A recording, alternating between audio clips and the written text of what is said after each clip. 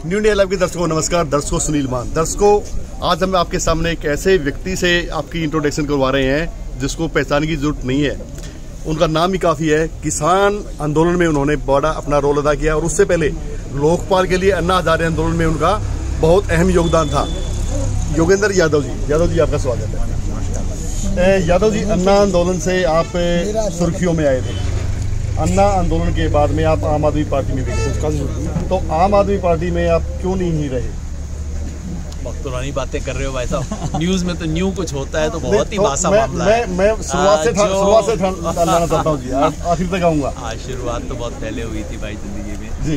सन 80 के दशक में मैंने आंदोलनों, क्योंकि जी आपके जो सहयोगी रहे ना, उनका हरियाणा की तरफ रुख जरूरी है। हरियाणा की तरफ रुख करने थी जो आपके सहयोगी रहे थे, केजरीवाल जी। अच्छी बात है, हर एक का हक है, करना चाहिए जी। मैं आपकी बात का संक्षिप्त उत्तर देता हूँ, उससे बच नहीं रहा मैं आपकी बात से। मैं सिर्फ इतना कह रहा हूँ कि आंदोलनों और इन सब से मेरा लगाव सन 80 के दशक में हो गया था। तब से मैं मध्य प्रदेश आदिवासी इलाकों में बहुत घूमता रहा जी। आम आदमी पार्टी में इसलिए गए कि हमें लगता था कि देश की राजनीति को बदलने की जरूरत है। जब महसूस हुआ कि राजनीति ने उसे बदल दिया है, तब हमने कह दिया भैया ये तो हम स्वीकार नहीं करेंगे, हम तो इस पे बोलेंगे। उन्होंने कहा कि नहीं, कुर्सी ले लो, बोलना बंद कर दो। हमने कहा ये तो ना करेंगे, इसलिए बाहर आ गए, बस। और कोई लंबी कहानी नहीं, आपको भी पता है। किसान आंदोलन में ये कह रहा है किसान नेता कम है और राजनीतिक ज्यादा करते हैं योगेंद्र यादव जी। मैंने पहले दिन से ये बात कही है कि राज की नीति पर सवाल उठाना अगर राजनीति है तो इस देश का किसान राजनीति करना चाहिए।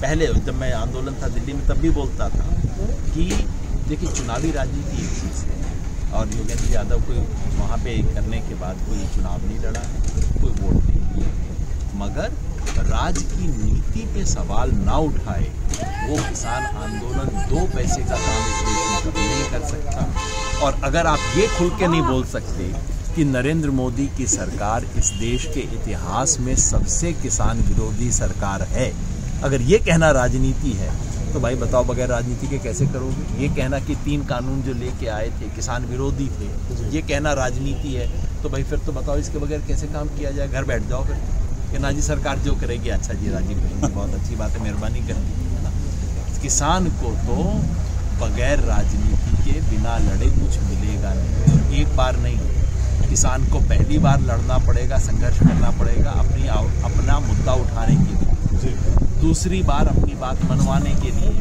तीसरी बार मानी हुई बात लिखवाने के लिए और चौथी बात लिखी हुई बात को लागू करवाने के लिए। तो किसान को तो राजनीति ज़्यादा करनी चाहिए, कम जी। किसानों के मुद्दे से मैं शुरू करूँगा। किसानों के मुद्दे से आप शुरू हुए थे और अडानी पर जाना, ये अडानी पर इतना हमलावर क्यों हो रहे हो? मेरे को लगा कि अब तो हरियाणा में हमें पता लग गया होगा कि ये जो कानून आया था, जो 3 काले कानून थे, उसमें एक कानून था ये जो स्टॉक पे लिमिट को हटाने का जो कानून था। वो कानून क्यों आया था? आप तो पत्रकार हो, आपको अब पता लग गया होगा। इस पे खुलासा हुआ है बहुत बड़ा कि अडानी ने केंद्र सरकार को चिट्ठी लिखी कि स्टॉक की लिमिट हटाई जाए और ये जो भंडारण की सीमा ये जो है इसको ख़त्म किया जाए। उसके बाद सरकार ने वो काला कानून लाया था। इसके बारे में खुलासा हुआ 4 महीने पहले, बहुत बड़ा, लेकिन हिंदुस्तान के अखबारों ने फिर उसको दबा दिया। अब तो ये बात कागज़ पे साबित हो गई है कि अडानी की रिकमेंडेशन पे इन 3 में से एक काला कानून लाया गया था। और हरियाणा के लोगों को तो पता होगा साइलो किसके हैं जी यहाँ पे? अडानी के साइलो है ना।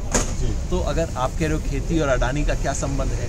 और वैसे भी कमेरे की बात करना और लुटेरे की बात पे चुप हो जाना, ये राजनीति, ये बड़ी खतरनाक राजनीति है। खतरनाक राजनीति नहीं करनी चाहिए, अच्छी राजनीति करनी चाहिए। और अच्छी राजनीति है मुंह खोल के बात बोलो कि कमेरों को अपना हक नहीं मिल रहा क्योंकि लुटेरे आ गए हैं बीच में। अगर लुटेरे की बात नहीं कर सकते फिर कमेरों की बात करना बंद कर दो, फिर वो सिर्फ दिखाने की बात है। जो अभी चुनाव हुआ है विधानसभा का, 5-7 दिन चुनाव था, इसको कह रहे सत्ता का सेमीफाइनल, और वो सेमीफाइनल बीजेपी ने जीत लिया है।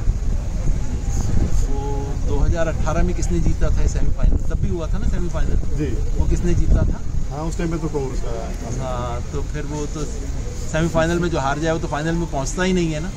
क्या हुआ था? कहने की बातें हैं, वैसे भी डायलॉग हैं, जुमले चलते रहते हैं। सच ये है कि विधानसभा और 2003 में भी उल्टा भी पलट दिया था। 2003 में कांग्रेस हार गई थी, यही वाला सेमीफाइनल। 2004 में सरकार बन गई कांग्रेस, तब अटल बिहारी वाजपेयी जी हुआ करते थे। तो ये इस देश में मीडिया में इस तरह से इनका इस वक्त कब्जा है कि अगर हार जाती बीजेपी तो ये होता कि शिवराज चौहान की सरकार बेकार थी, शिवराज चौहान हार गया, वसुंधरा राजे ने कोई काम नहीं किया विपक्ष में इसलिए हार गया, अब देखना मोदी जी बिल्कुल पलट देंगे 18 की तरह। तब कहते जैसे 18 में पलटा था वैसे पलटेंगे, अब कहते हैं नहीं अब तो जीत गया तो और जीतेंगे ही जीतेंगे।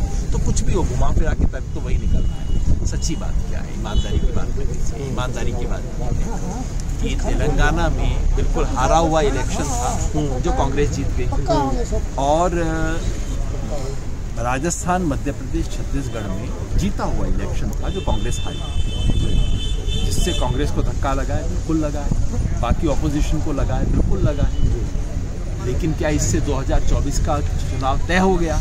बेकार की बात है, कुछ भी तय नहीं हुआ। और जो लोग कहते हैं कि तय हो गया, उनको एक आंकड़ा आप पहुंचा देना, आपके माध्यम से मैं पहुंचा देना चाहता हूँ। राजस्थान में बीजेपी जीती, कांग्रेस हारी। जिन लोगों ने बीजेपी को वोट दिया विधानसभा में, वो सारे लोग बीजेपी को लोकसभा में डाल दें, और जिन्होंने कांग्रेस को दिया वो कांग्रेस में डाल दें, जिन्होंने अन्य को दिया वो अन्य को डाल दें। तो क्या परिणाम होगा लोकसभा में? तो बीजेपी को 14 सीट आएगी, 14 सीट आएगी, कांग्रेस को सिर्फ 11 आएंगी। ठीक है, मेजॉरिटी बीजेपी की आ गई। पिछली बार कांग्रेस की कितनी थी? 0। तो 0 से बढ़ के 11 पे आ गई, कांग्रेस तो नफे में हो गई, है ना। आप मेरे को बताओ कि अगर यहाँ पे कांग्रेस को 11 आ गए, 11 छोड़ो 7 सीट अगर आ गई, मध्य प्रदेश में 5 मंत्री हैं, 4 आ गई, ये जो 10 सीट का हर्जाना है बीजेपी कहाँ से पूरा कर सकेगी? जो सवाल सारे में दबाया जा रहे हैं, जो आपने कहा धूल में लट मार दो, धूल में लट मार दो, हवा उड़ती रहेगी, गर्दा आँख में जाएगा, किसी को कुछ दिखाई नहीं देगा। आप मेरे को मोटी बात का जवाब दे, पूछ लो लोगों से कि बीजेपी को, चलिए मान लो राजस्थान, मध्य प्रदेश में 1 सीट का नुकसान नहीं है, मान लो, महाराष्ट्र में तो है, बिहार में है, बंगाल में है, कर्नाटका में है, उसका भरपाई कहाँ से करेगी बीजेपी? मेरे को एक राज्य गिना दो जहाँ बीजेपी की सीट 2019 से बढ़ने वाली है। एक जैसे आप हिंदू मुस्लिम का कह रहे थे कि भाई हिंदू मुस्लिम की लड़ाई बीजेपी आपस में करवाती है, वोट लेती है। अभी राजस्थान में बालकनाथ जी मुस्लिम एरिया में से चुनाव लड़ रहे थे और बीजेपी कैंडिडेट थे और चुनाव जीत गए। तब आप कह रहे हैं कि वहाँ के मुसलमानों ने वोट दिया? जी। आपने देखा है, कभी गए हो वहाँ पे? गया नहीं हूँ, लेकिन वोट से भी जीते ना भाई साहब। जीते कैसे जी वो? भाई साहब, वो मुस्लिम एरिया उस तरह से नहीं है कि वहाँ पे कोई 90% मुसलमान हो जी। वहाँ पे बालकनाथ जी ने, मैं तो गया था, तिजारा इलाका है, बिल्कुल मेरे गाँव से जुड़ा हुआ इलाका है, वहाँ पे बालकनाथ ने तो ठोक के कहा, क्या कहा, ये हिंदुस्तान पाकिस्तान की लड़ाई है। इस देश के अंदर आप 2 कैंडिडेट की लड़ाई को, हिंदू मुसलमान ही नहीं, उसने हिंदुस्तान पाकिस्तान किया उस लड़ाई को, और सीधे सीधे सांप्रदायिक ध्रुवीकरण से चुनाव को जीता है। किसी एक अगर आपको बच जाए ना पत्रकार जो बता दे कि एक गांव मेरे को दिखा दो जहाँ के मुसलमानों ने दिया, तो मैं ये नहीं कहता कि मुसलमान का वोट लेना जरूरी है, क्यों जरूरी है, लेकिन हिंदू मुसलमान को लड़ा के चुनाव जीतना ये इस देश के साथ गद्दारी है। और जो व्यक्ति ये हिंदू मुसलमान करके या जाति का द्वेष पैदा करके अगर चुनाव जीतता है तो वो देशद्रोही है। जी, योगेंद्र यादव जी आजकल आरोप है कि कांग्रेस की राजनीति है, कांग्रेस को आगे बढ़ाने के लिए तो आरोप तो ऐसा कह रहे हो जैसे कोई छुपी हुई बात हो। भाई, भारत जोड़ो यात्रा है, उस भारत जोड़ो यात्रा में सारा समय साथ चला, तो मतलब, और हमने राजस्थान में खुल के कहा कि बीजेपी को हराओ, कांग्रेस, क्योंकि बीजेपी के सामने सिर्फ कांग्रेस है, कांग्रेस को जिताओ। अगर पश्चिम बंगाल में जाएंगे तो कहेंगे टीएमसी को जिताओ। तो बिल्कुल सही सुना है आपने कि मैं बीजेपी को हराने के लिए इंडिया गठजोड़ को जिताने का प्रयास कर रहा हूँ, और ये धर्म होना चाहिए जिसको इस देश के संविधान की चिंता है जिसको डर है, जिसको प्यार है बाबा साहब के संविधान से, उस हर व्यक्ति का यही धर्म है। मैं अपना धर्म पूरा कर रहा हूँ, बाकी कर रहे हैं नहीं वो जाने। जी हरियाणा में तो सीएम के चेहरे और बहुत काफी है, योगेंद्र यादव भी सीएम का चेहरा है ना भाई, ये तो आप बिल्कुल लिख देना, हेडलाइन आपको मिलेगी। ना मैं आगे ना पीछे, ना मैं चुनाव लड़ूंगा, ना मैं सीएम को छोड़ दीजिए, मेरे को किसी अहम में दिलचस्पी नहीं है। मुझे केवल एक दिलचस्पी है कि इस देश में जो संविधान के साथ इस वक्त खिलवाड़ हो रहा है और इस देश में लोकतंत्र को जो जमीन के नीचे का उसे बचा दिया जाए। कहीं न कहीं तो योगेंद्र जी की राजनीतिक महत्वाकांक्षा है ना, महत्वाकांक्षा के लिए आप आम आदमी पार्टी में गए थे और आप कांग्रेस के लिए काम कर रहे हो। बड़ी महत्वाकांक्षा होगी मेरे भाई की, जब आम आदमी पार्टी चुनाव जीत गई तब छोड़ दिया। महत्वाकांक्षा वाले तो जीतने के बाद तो लाइन लगा के आए थे कई सारे यहाँ पे जो आज वो तो केजरीवाल जी ने कमाल किया है ना कुछ नेताओं के साथ। शरद भूषण जी हैं, वो अपने गायक हैं, कवित्री काफी निकले। मैं तो सिर्फ कह रहा हूँ कि जब सत्ता के शीर्ष पे कोई होता है तब तो लोग लाइन लगा के खड़े होते हैं, और मेरे को उन्होंने राज्यसभा ऑफर की थी, ये तो कोई सीक्रेट बात नहीं है ना। तो जो राज्यसभा छोड़ के सड़क पे आ गया और सड़क पे चल रहा है वो महत्वाकांक्षी है, और दूसरे नहीं, मतलब कोई नई शिक्षा आपने लगाई है, नई परिभाषा बनाई है। मैं आपको बिल्कुल बता दूं 2024 का चुनाव हो रहा है, अगर आप मेरा नामांकन पत्र पाओ कहीं तो आप मेरा मुंह काला कर दें। कुछ लोगों को टिकट दिलाओगे जी जो आपके सहयोगी हैं हरियाणा में? ना भाई, जो आप सम्मेलन भी कर रहे हो, सम्मेलन वैसे भी किसान के नाम पे सम्मेलन है, लेकिन आपने बताया कि मेरी राजनीति महत्वाकांक्षा है, तो कुछ लोग होते हैं जो सम्मेलन करवा के। आप गलत सुन गए, मैं दोबारा करता हूँ, अपनी टेप दोबारा चालू करवा। मेरी राजनीतिक महत्वाकांक्षा है ऐसा मैंने शब्द कहीं इस्तेमाल नहीं किया। मैंने कहा है राजनीति करता हूँ, मैं राजनीतिक कार्यकर्ता हूँ। दिक्कत ये है कि लोग राजनीति को व्यक्तिगत महत्वाकांक्षा के बिना देख ही नहीं सकते, क्योंकि आजकल हमारा चश्मा ऐसा बन गया है कि अगर कोई कर रहा है जरूर कुछ पर्सनल होगा, जरूर महत्वाकांक्षा होगी, जरूर कोई एमएलए एमपी बनना, नहीं तो कोई क्यों करता है ऐसे काम, है ना। हम भूल गए, देश में बहुत लोग राजनीति किए थे जिन्होंने, जयप्रकाश नारायण ने कितने चुनाव लड़े थे, राजनीति की पहले दिन से राजनीतिक कार्यकर्ता थे, जब मरे तब भी राजनेता थे, एक चुनाव नहीं लड़ा। गांधी बहुत बड़े आदमी थे, उनका जी राजनीति में बड़ी आपकी गहरी सोच है, राजनीति के बारे में आप काफी जिज्ञासा हो, आप लोग जानकारी रखते हो। हरियाणा में चुनाव की शुरुआत चल पड़ी है कि लोकसभा के साथ विधानसभा के चुनाव भी होंगे, ऐसा सुन रहा हूँ, अखबारों के अंदर में पढ़ रहा हूँ। आपका क्या मानना है? अगर हम पूछे योगेंद्र यादव का व्यू क्या रहेगा?